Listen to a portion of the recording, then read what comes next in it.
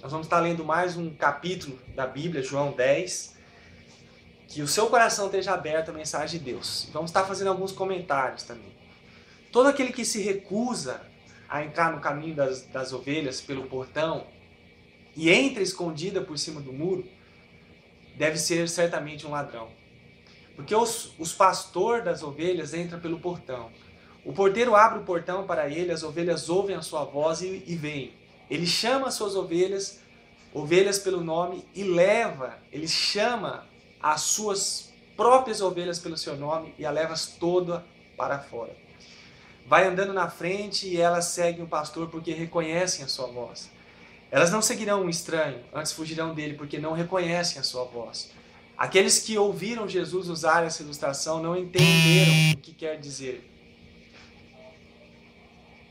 Por isso ele explicou: eu sou o portão das ovelhas.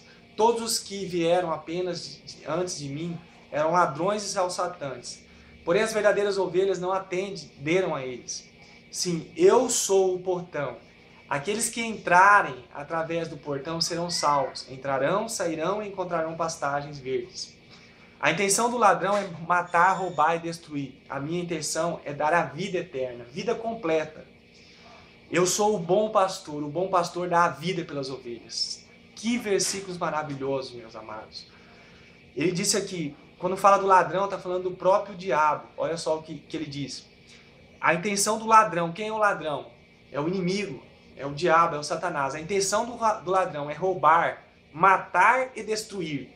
Aí Jesus disse, mas minha intenção é dar vida eterna, vida completa. A vontade de Deus é nos dar vida em abundância. E ele disse, eu sou o bom pastor que dá a vida pelas ovelhas. Se Jesus deu a vida por mim e por você, que somos ovelhas dele, o que mais ele não poderia fazer por nós? Deus pode fazer qualquer coisa por mim e para você, desde que estejamos ligados a ele. Agora o capítulo 12. Um simples empregado fugirá ao perceber o lobo vem chegando e deixará as ovelhas, porque elas não são dele, e ele não é pastor delas. Com isso o lobo ataca e espalha o rebanho. O empregado foge porque é apenas uma pessoa que trabalha por dinheiro e não tem interesse real nas ovelhas. Eu sou o bom pastor, conheço as minhas próprias ovelhas e elas me conhecem. Assim como meu pai me conhece, eu conheço o pai e entrego a minha vida pelas ovelhas. E ainda tenho outras ovelhas em outro curral. Eu tenho de trazer essas também e elas atenderão a minha voz e haverá um rebanho, um só rebanho como um só pastor. Que palavras maravilhosas também são essas. Jesus está dizendo que ele é o pastor das ovelhas. E Jesus, ele me ama tanto, ele te ama tanto, que ele foi capaz de se entregar por reservas. Ele se preocupa com nós. Ele não foge. Ele não entrega, ele não nos entrega por qualquer coisa. Pelo contrário, ele foi capaz de morrer por nós. E ele é capaz de fazer qualquer coisa por nós. E ele está realmente preocupado, interessado em nossas vidas. E às vezes nós não demos atento ao nosso bom pastor, aquele que dá a vida por nós. E ele está dizendo aqui, ó, eu tenho outras ovelhas. Aqui ele estava falando para o povo de Israel. E agora no 16 ele fala de nós. Ó, eu ainda tenho outras ovelhas. Porque naquele momento que ele estava na terra, ele estava ali em Jerusalém, no povo de Israel. Agora ele está falando, eu tenho ainda outras ovelhas em outro curral. Quer dizer, nós. Eu tenho que trazer essas também. E elas atentarão a minha voz. E haverá um só rebanho, um só pastor. 17. O Pai me ama, porque eu entrego a minha vida para poder ter a vida de volta, outra vez. Ninguém pode me matar sem que eu deixe. Eu entrego a minha vida de livre vontade, pois tenho o direito e poder de entregar minha vida quando quiser, e também o direito de poder tomá-la de novo, porque o Pai me deu esse direito. Quando ele disse essas coisas, os líderes judaicos se dividiram novamente suas opiniões a respeito dele. Alguns diziam, ele tem um demônio, ou então está louco, para que ouvir um homem desses? Outros diziam, isso não parece o jeito de um homem tomado pelo demônio. Um demônio pode abrir os olhos dos cegos? Era inverno e Jesus estava em Jerusalém na época da festa da dedicação. Ele estava no templo, caminhando pela parte conhecida como Alpendre de Salomão. Os líderes judaicos rodearam Jesus e perguntaram: quanto tempo o Senhor ainda vai nos deixar na dúvida? Se é o Messias, diga de uma vez. Eu já disse e vocês não creram em mim, respondeu Jesus. A prova está nos milagres que eu faço no nome do meu Pai. Mas vocês não creem em mim porque não fazem parte do meu rebanho. Minhas ovelhas reconhecem a minha voz e eu as reconheço e elas me seguem. Olha que palavra maravilhosa. Se eu somos ovelhas de Jesus, nós ouvimos a sua voz. Todos aqueles acusadores, todos aqueles que se levantaram na época que Jesus estava aqui na terra e se levantaram contra ele e levaram ele a ser crucificado. Aqueles lá não eram rebanho de Jesus.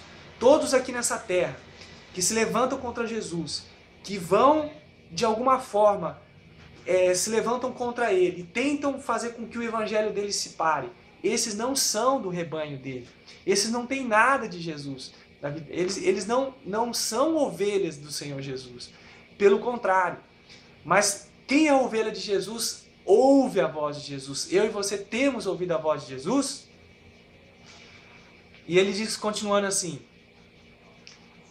mas vocês não creem em mim porque não fazem parte do meu rebanho. Minhas ovelhas reconhecem a minha voz e eu conheço. E eu as conheço.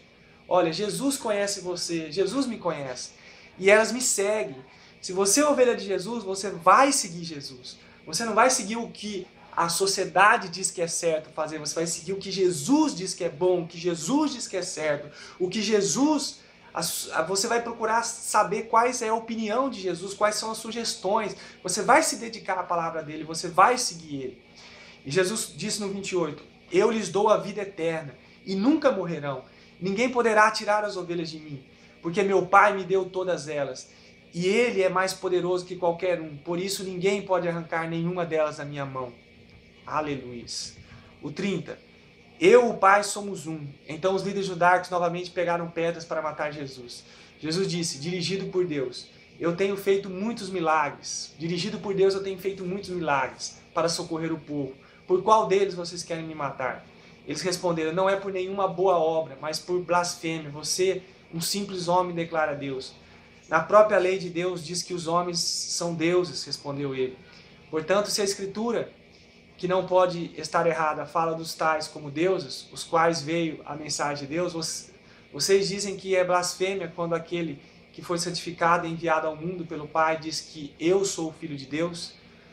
Não creiam em mim se eu não faço milagres de Deus, mas se eu faço, creiam neles. Mesmo que vocês não creiam em mim, com isso vocês se convencerão do que o Pai está em mim e eu estou no Pai. Então Jesus apelou, se você não quer crer em mim, crê pelo menos em mim por causa dos milagres que eu faço. Então aquele povo que Jesus estava naquela época não tinha desculpa nenhuma de não acreditar em Jesus, porque os milagres eram a prova de que Jesus era enviado por Deus. E no 39 diz assim, mais uma vez eles trataram de prender Jesus, porém ele afastou e deixou todos lá, indo para além do rio Jordão, ficar perto do lugar onde João esteve batizando no princípio. Muitos seguiram Jesus. João não fazia milagres, diziam uns aos outros, mas tudo o que ele diz a respeito deste homem tem se cumprido. E muitos chegaram à conclusão de que ele era o Messias.